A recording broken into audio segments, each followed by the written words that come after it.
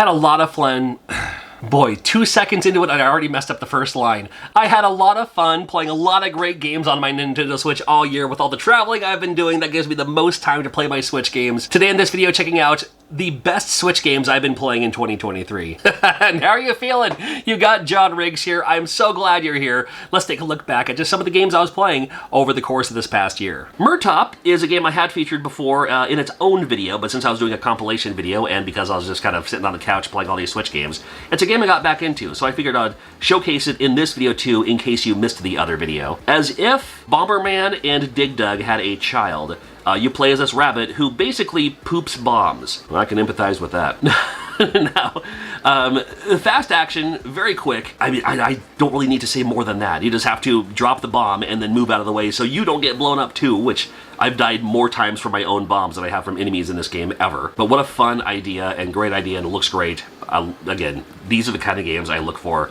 These are the kind of games I gravitate towards. Anna Lynn, oh my god. Okay, so Jay from Square Pegs, the Square Pegs channel, featured this game recently, and as soon as I saw it, I knew I had to buy it, and I did. The best way to explain what this game is side-scrolling platform Pac-Man. You play, I'm assuming her name is Anna Lynn, you grab all the gold, those are your dots, basically. There's the snake, those are your ghosts, basically. There's the gems, those are your power pellets, basically. And the ghosts behave differently in this game. They have those little tunnel things, and that's how you know when they'll disappear and then when they'll pop back up. This game, very frustrating. There's a nice, difficult setting to this game, where sometimes I'll play it and I'll lose all 3 lives in the first round. And then sometimes I'll play it and I'll last a little bit longer, too. Unlike Pac-Man, you can continue. I haven't done it yet, and I haven't beaten this game yet. Actually, I may play all the way through. I might save it for when I'm feeling better and then beat it on stream or something. I'll do like a live stream on Twitch or something. I'll be able to do a live stream on YouTube. Who knows? Twitch is starting to suck. Anyway, Anna Lynn, this is the game you need to check out. It makes me jealous because a game like this could have been made with Nessmaker, and here we are. What a wonderful idea. What a wonderful game. Thank you for this game. And shout out to the Square Pegs channel for introducing me to this game. I'm adding Fall of Porcupine to this video because now this is a game I played probably a couple months ago, but then I realized, wait a minute, I never talked about this on YouTube. I streamed it on Twitch.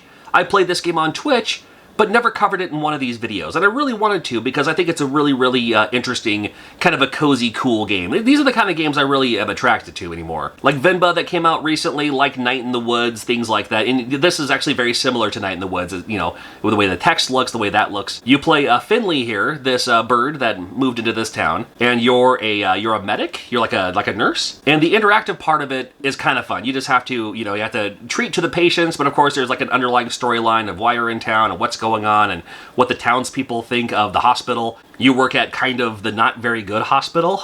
And maybe you're a nurse and you know what that's like. You're like, hey, you're preaching to the choir. I just work here, you know. But it was a fun story and I had a lot of fun with this game. Hoppy Hop. If you love Q*bert, this game plays like a Q*bert. You have your grid and you have to hop on each piece, each tile, to to darken it. That's how you signify that you got it. You clear the whole stage and you'll move on to the next stage.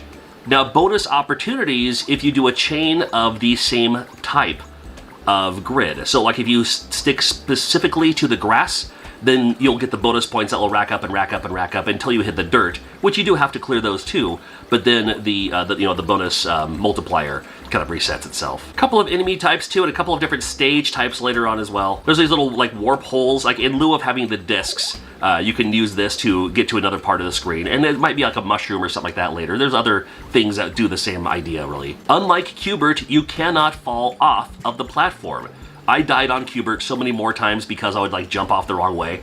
You don't have to worry about that in this game. Even the double jumps too, like the ones with the water, you have to jump on them to remove the water and then jump on them again to do the thing.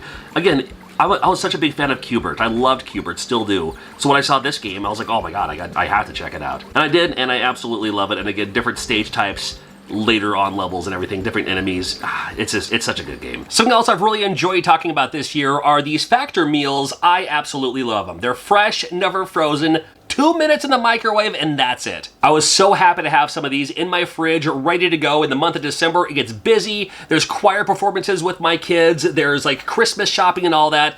It takes the meal prep off the table, literally. It means I don't have to go to the grocery store for shopping. Have you seen those lines? No thanks. This one here is the Peanut Buddha Bowl. This is a new one to me. Cilantro quinoa, gochugaru spiced peanuts. That's that kind of seasoning they use for kimchi. Sesame broccoli, fantastic. And this is right up my alley. The first taste test ever. It warms my soul. Oh, there's a heat to it. Okay, I got it. I didn't expect that. And not just meals either. They also have smoothies. They have protein shakes. These have been really handy in the mornings as it's a grab and go on my way to work kind of thing. Both these absolutely fantastic. One of your New Year's resolutions is to eat healthier in 2024. Not a bad place to start. Head to factor75.com or use the link below. Use code JohnRiggs50. You'll get 50% off your first Factor box. I'm a huge fan of Factor, and I'm a huge fan of this game. Check it out. I mean, just how cool is that? As soon as I saw this opening scene, I was like, yep, this is already right up my alley. Xiao Mei, I believe is how it's pronounced, and the Flame Dragon's Fist. Call it whatever you want. Saying this is a Kung Fu clone would be too polite.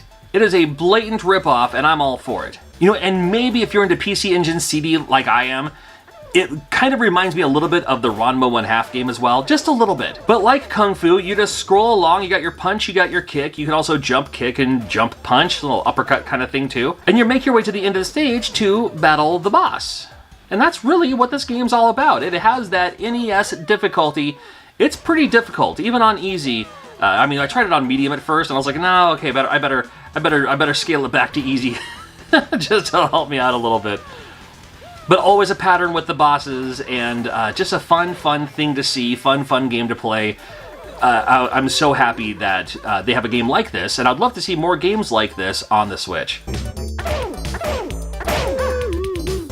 Seventh Guest returns to a Nintendo system. Well, I understand it was for the Philips CDI, but I'll explain here in just a moment. Now, I don't know if they made any other iterations of Seventh Guest on other, like on mobile or anything like that, but when I played Seventh Guest on the CDI, this is what it looked like to me when I played it on the CDI. You walk around, there's these kind of like, and even just like the visual effects were kind of cool, kind of creepy at the time, you know? It's a puzzle game, and there's a few games like this on the CDI, on the Sega CD. This one's Seventh Guest, and this one's heralded as one of the better ones, from what I understand.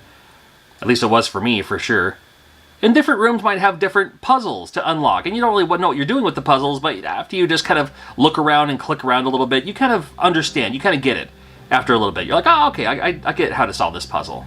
And then you might even be treated to more storyline to find out what's going on in Seventh Guest. That's right. Now, I say it again on a Nintendo system. The reason is, and I learned this from Chris Kohler, and I take his word for everything because I think he's great. Now, although Seventh Guest was for the Philips CDI, Philips CDI had that special arrangement with Nintendo at the time. That's why they had the Hotel Mario, it's why they had the Zelda games on the CDI. So this game, in a roundabout way, not licensed, but was kind of in agreement with Nintendo. It's why you never saw Seventh Guest on the Sega Saturn. It's why you never saw Seventh Guest on the PlayStation 1. Yeah, it's why you never saw Seventh Guest on the Turbo Duo. But you'll find it here on the Nintendo Switch, and I'm all for it. More for me now, here's Tevi. Tevi available now. Anime-looking, pixel-based Metroidvania. You have all of my attentions when it comes to all that. Love the Metroidvania style, I love the pixel-based, and I'm a huge fan of anime. And this one, hey, you know what? It plays great, looks cool. You got some new skills you can unlock. You got some other items you can upgrade. Trust me, I know that there are a billion Metroidvanias released every week in the eShop. But Tevi is one you definitely want to put on your wish list, or just grab it immediately. I think it's definitely worth checking out, for sure. Guard Duty will bring you back to the days of that Scrum, is that the name of the engine? The kind of point and click style, original Monkey Island, you know, that style of game. Talk to the people, find items, use this on that, you know, accomplish the story. You play, I mean, a total hero's journey. You play a hapless guard who's not appreciated or anything, and the princess was taken by the bad guy. Well, you know, classic story, right? But I've had a ton of fun with this game so far. I love this style of game, and I'm not always into this style of game too. Sometimes I'm just like, oh, it just drudges on. But this game, so far, so good. I'm looking forward to playing more of this game. I'm going to play this game. I'm going to beat this game. I'll play it all the way through. There's comedy in this game as well. Maybe not to the level of comedy of like a Monkey Island, but there's enough to make you say, okay, yeah, the writers in this game knew what they were doing. The writers in this game have that appreciation. They're showing respect to the games before this. Guard Duty, what a wonderful treat to have a game like this on the Nintendo Switch. And if you haven't noticed, 4:3 ratio. That's right, we got the bars on the side. If you're playing a game like this, why not make it 4:3, man? I'm cool with it. Oh boy, how about becoming a door-to-door salesman and talk to strangers? Have you heard of this one? This one's interesting because the days don't seem like they last too long, but the more you play this game, the more it unlocks notes for you, hints for you on when you should knock on certain neighbors' doors, or what you should say, or how you can present yourselves better. Different houses, different personalities, different ways of speaking to them, and that's what it's like to be a salesperson, is you have to, you know, get their vibe and speak to them on their level and match their movements and match their, you know, body language and stuff like that. It's kind of fun to see who's at whose house and what's going on, and, you know, how you can make them mad, or how you can, you know, encourage them to, you know, buy your product or whatever. And you kind of get a roll of things. I think it's kind of fun. I like games like this. Kana Quest. I was hoping for something a little bit different, but I'm still pleasantly surprised with how this game worked, and I'll explain that along the way as well too. It is a tile sliding puzzle game that shows you either hiragana or katakana, as far as the Japanese,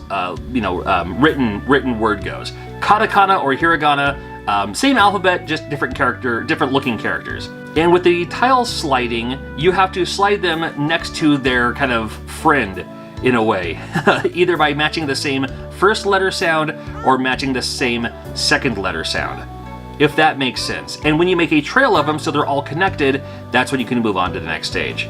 And there are some pieces that don't move at all. There are some pieces that you don't know what they are yet, but by sliding tiles around, say, oh, well, it connects to these 2 or 3, you can figure out what the letter is supposed to be, and then you can unlock it to move on to the next stage too. I was kind of hoping that it would be more of a slide the characters together to form a word to move on to the next stage, or that kind of puzzle thing. This one, when it's just like the letter sounds, it could have been shapes and colors. It didn't have to be katakana or hiragana, but I'm kind of glad it is, because it's still, either way, it's still a fun puzzle game, and I'm glad to be checking it out. Always curious to see what 2024 will hold. Thank you so much. Let's close out this year big time, and 2024 is going to be an awesome year for you and I. Looking forward to it already.